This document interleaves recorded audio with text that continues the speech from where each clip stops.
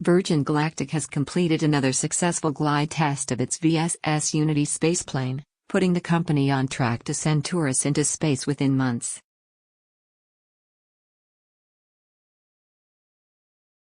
The test, which comes more than 3 years since the firm's fatal crash, saw the craft maneuver safely to the ground from an altitude of 50,000 feet, 15,000 meters.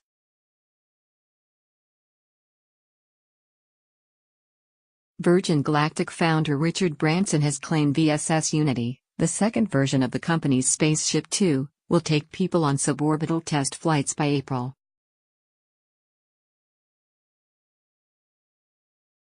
So far, more than 700 affluent customers, including celebrities Brad Pitt and Katy have reserved a $250,000 £200,000 seat on one of Virgin's space trips, with commercial flights planned for the end of the year.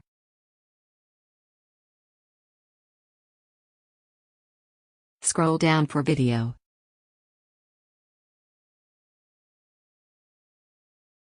Founded in 2010 with the aim of taking paying customers to space and back again, tragedy struck Virgin Galactic in 2014 when a catastrophic SpaceShipTwo test flight crash killed one pilot and seriously injured another.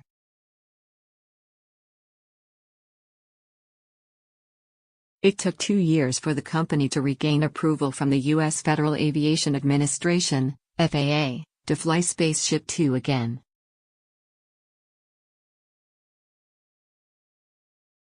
Yesterday's glide test, VSS Unity's 7th, saw the craft sent up from California's Mojave Air and Spaceport attached to a twin-fuselage White Knight carrier airplane.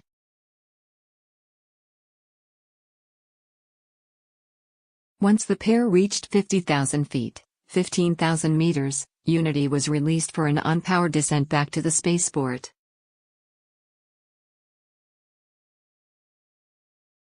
The test saw Unity reach its top glide speed, hitting Mach 0.9, 670 miles per hour / 1,080 kilometers per hour, after it was pushed into a sharp descent upon release from its mothership.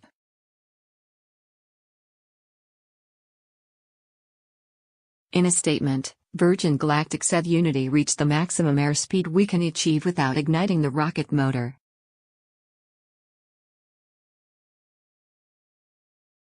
It's been a few months since our last flight, during which we worked through a planned period of focused ground time, Virgin said.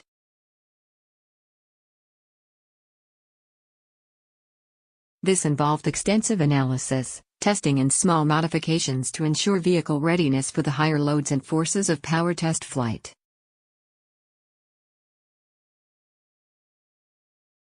Today we tested that work by pushing Unity's atmospheric capabilities hard, touching top-end glide speeds as pilots Mark Forger-Stuckey and Michael Masucci completed a busy test card.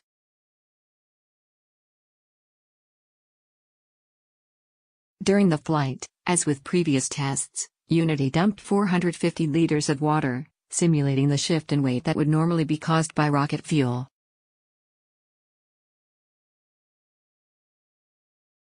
Unlike other commercial spaceflight companies, such as SpaceX and Blue Origin, Virgin Galactic initiates its flights without using a traditional rocket launch.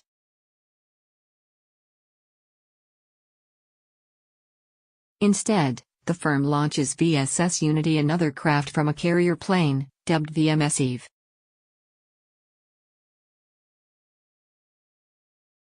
On commercial flights, the pair will travel up to 50 miles, 80 kilometers, above the Earth's surface, an altitude defined as the edge of outer space by NASA.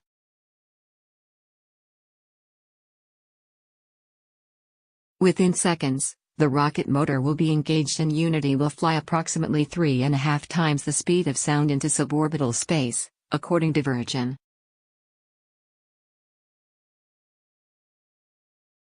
After the rocket motor has fired for around a minute, the pilots will safely shut it down.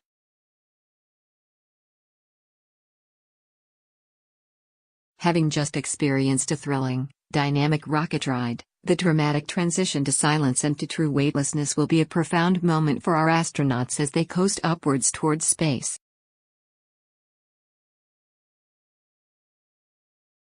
If further tests go to plan, Virgin Galactic could be the first company to send commercial flights into space.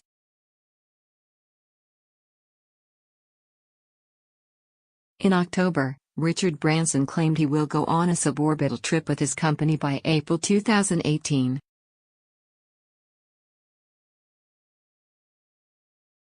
Speaking at the Nordic Business Forum in Helsinki, Finland, Branson said, "We are hopefully about 3 months before we are in space, maybe 6 months before I'm in space."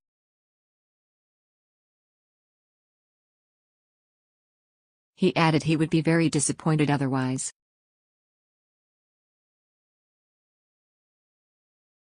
Later that month, Virgin Galactic President Mike Moses said it was unlikely that passengers, including Branson, will be on board test flights by then.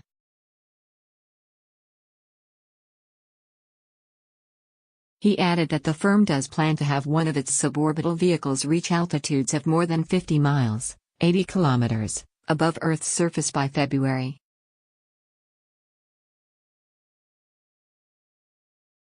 Moses addressed Branson's comments during a question-and-answer session at a commercial spaceflight conference in Las Cruces, New Mexico.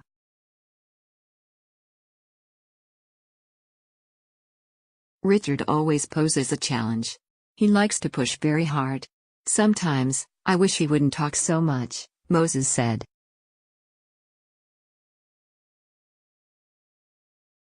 But 3 months is about right.